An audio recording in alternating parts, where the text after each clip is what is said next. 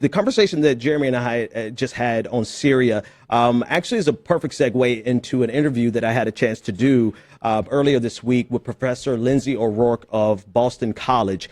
She specializes in regime change. She's a professor of political science, international relations, international security, and she's done a deep dive into regime change, how often we've attempted it, and how often we've failed, but more importantly, the conflict in the minds of politicians who continue to try regime change, even in the midst of the obvious evidence that suggests, well, let Lindsey speak about it.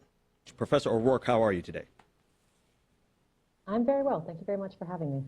Would you outline for the audience a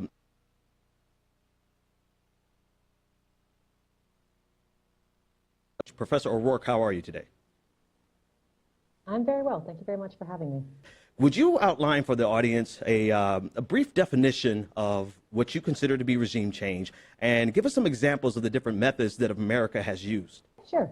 I define covert regime change as an operation to replace the political leadership of another state where the intervening state does not intend for its role to become publicly known. So think of things like assassinations, coups, rigging foreign elections, or sponsoring foreign dissidents in their bids to topple a government. The problem, of course, with studying such operations is that, by definition, the intervening state, in my case, the United States, is trying to plausibly deny its role in the operation. So while some of these interventions have become very well known, think of the Bay of Pigs, the 1953 coup in Iran, the 1954 coup in Guatemala. In other cases, there's a lot of speculation and conspiracy theories surrounding them. So to cut through that, I did several years of archival research in the National Archives, National Security Archives, several presidential libraries, to come up with a data set of all the times the United States attempted covert regime change during the Cold War. And what I found was 66 examples. So out of these 66 examples of regime change, how would you define a successful regime change, and what is our success rate? Yeah, so I looked at both short-term success, just in terms of whether the regime was replaced or not, and long-term success, the long-term repercussions of the operation.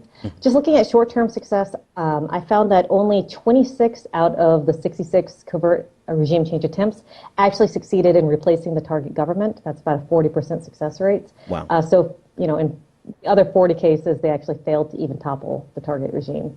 Wow. So by our own definition of success, a successful regime change, 40 times we failed. Is that correct?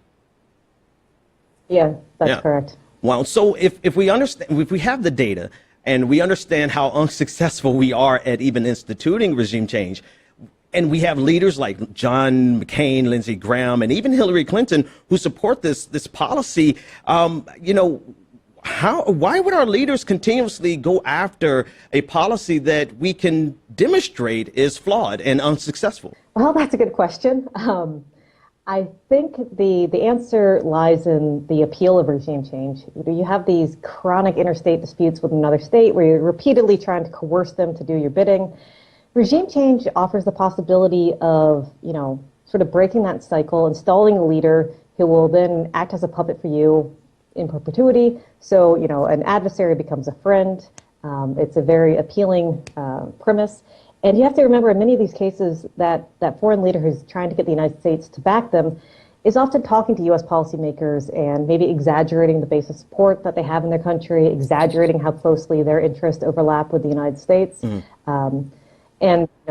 I find, unfortunately for U.S. policymakers, that it tends not to work as they expect. So it's the tempting allure of being able to solve our problems just by changing a regime versus alternatives like conflict. And so it's drawn in policy leaders, policymakers, generation after generation. And your research has shown that we are just not successful at it. Even in the ones that were successful, what does success actually look like? Well, it tends not to be, in very few cases does the country become a reliable ally of the United States. Unfortunately, what happens in many cases, the U.S. goes in, they install the foreign leader who then comes to power, and they realize that they face the same exact political pressures as the predecessor who was overthrown by the United States. And oftentimes they feel the same the same incentives to go against the U.S. interest, either because there's powerful domestic constituencies that demand they behave a certain way, or their geopolitical environment. They soon discovered that they're in this catch-22 position. You know, either they turn against the United States in order to appease their domestic audiences, or they ignore their domestic audiences and act at the behest of the United States. I find the only leaders who are to do so tends to be the ones that are highly reliant on the United States to maintain their position in power. But this often generates a lot of domestic unrest in that country, resentment against that leader for being a puppet of the United States. And in fact, in more than half of the cases, the U.S.-backed leaders are actually violently overthrown from domestic forces. So even in the cases where we are, quote unquote, successful, half of those cases end up in a violent overthrow, a coup, or even civil war. That's correct, yes. Wow. So, you know, oftentimes we hear in the United States the premise of humanitarianism or the need to spread democracy as a justification for even attempting regime change. And I'm wondering, in your research, have you found any type of consistent trend? Is it economic? Is it ideological? Is it a combination of the two with the pushback against communism? What is the underlying trend that you found as to why we attempt these regime changes? Well, in my sample of Cold War cases, I found that national security interests were the dominant force. Either the United States was trying to fracture the Soviet alliance, prevent a communist regime from coming to power in the first place.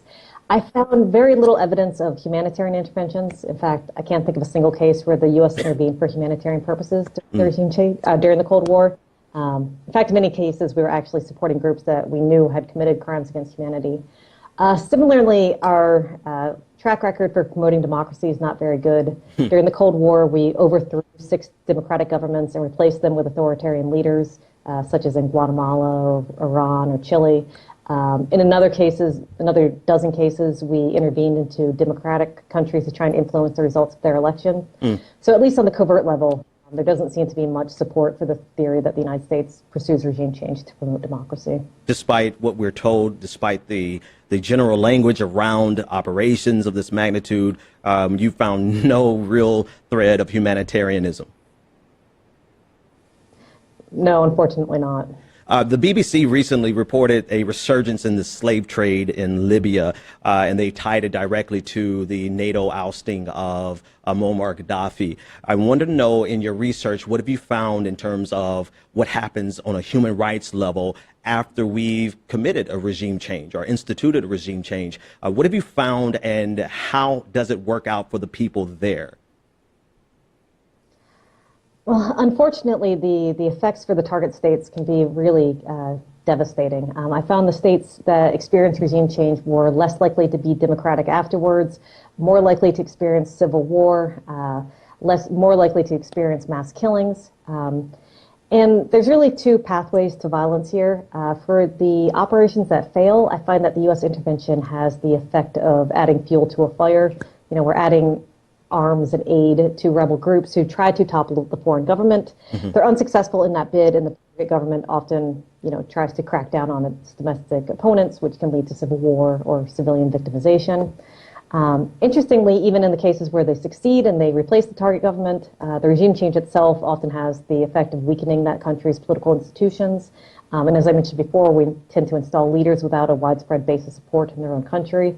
And so that oftentimes engenders resentment, which can lead to civil war and widespread rebellion. In more than 40% of the successful cases, you end up with civil war in the target countries anyway. So I find this data I find this data fascinating because we have so many conversations going on right now about the possibility of regime change, and yet the evidence is overwhelmingly suggesting that we're not good at it, and even when we are successful, it causes more problems than it fixes. So, we've explored the trap that politicians get into. It's a very appealing idea, an appealing concept. But in reality, we create more problems than good. What do we do then? What do these policymakers do? Because if you take Syria, for example, it's like we're stuck between a rock and a hard place. Do we leave a dictator in who has demonstrated that he will use chemical weapons on his populations? Or do we risk a regime change that could, based on the data, make things worse? Yeah, I wish I could say that regime change had a better track record. It's personally upsetting to say that, in some cases we might have to leave dictators in power, but the data Yeah. suggests that, overall it makes the situation worse. And I think it's just, we have to recognize the fundamental limits to American military power and what we're able to, social engineer from abroad, and realize that in some of these countries, they're going to have to resolve their domestic disputes internally without American help. And you have an article coming out that you're working on that's coming out soon entitled A Fool's Errand. And you discuss specifically Syria, about how even though we're in Iraq, in the hard place, between Iraq and a hard place, we really could make a bad situation worse. Is there anything unique about Syria that makes you feel that way? Or is this based solely on our track record? Well, Syria is sort of a worst case scenario situation. You have, this multi-sided conflict. There's, it's hard to identify, a widespread moderate opposition that the United States could support. In the past, when we supported some of these groups that we thought were friendly, in some cases they've split and joined Al-Qaeda and other groups. And so, just how fractured the opposition is doesn't help. Also, there's not a good plan moving forward. Even if the United States is successful at removing Assad from power, whoever we helped to install and come to power would have a lot of trouble maintaining control over the population. It would likely just lead to a second round of civil war and potentially a backlash against the Alawite population, which is currently supporting Assad, and an ethnic cleansing there. And so there's just no clear path moving forward to how this could easily work, unfortunately. That was Professor Lindsey O'Rourke of Boston College outlining the track record, the data on regime change. And I find it so fascinating that this is a conversation that we really rarely hear, that we're not good at regime change. And when we do it, we often leave the nations in worse conditions than what we found them. So how do you choose between two horrible choices? How do you deal with the reality that any choice that you make can inevitably lead to a bad result for not only you, but the people involved? In many respects, this is what the international community is facing when we consider the options in Syria. I mean, to be clear, Bashar al-Assad is a war criminal, a brutal dictator who has used chemical weapons on fellow Syrians in order to maintain his grip on power. However, history has proven that whenever the United States attempts a regime change, we more than often not make horrible situations worse, not only for the people living in the nation, but also for Americans. And this is where we are. When we consider our options of how to proceed in Syria, there are no good solutions. There is no easy fix. There are no number of bombs or troops that we can deploy to fix Syria. So how do we choose between two bad decisions? On the one hand, continue to allow a dictator to use brutal force to maintain his grip on power, or risk the disastrous side effects of regime change, side effects that can often lead to even greater human rights violations than perpetrated by the very people we sought to remove. The sobering reality is that in the case of Syria, there may be nothing that America can do. And while that may fly in the face of people, quite honestly, like me, who I'm too stubborn to look at the reality and accept the fact that there may be no solution to a particular problem, perhaps accepting that reality, that there is no solution that America can institute, maybe that's the very best solution in and of itself. So what do we do when there's nothing that we can do? Well, perhaps the only thing that we can do is to actually be humanitarians, the humanitarians that we purport to be. We should accept refugees from all of the war-torn nations that in reality we help to destabilize.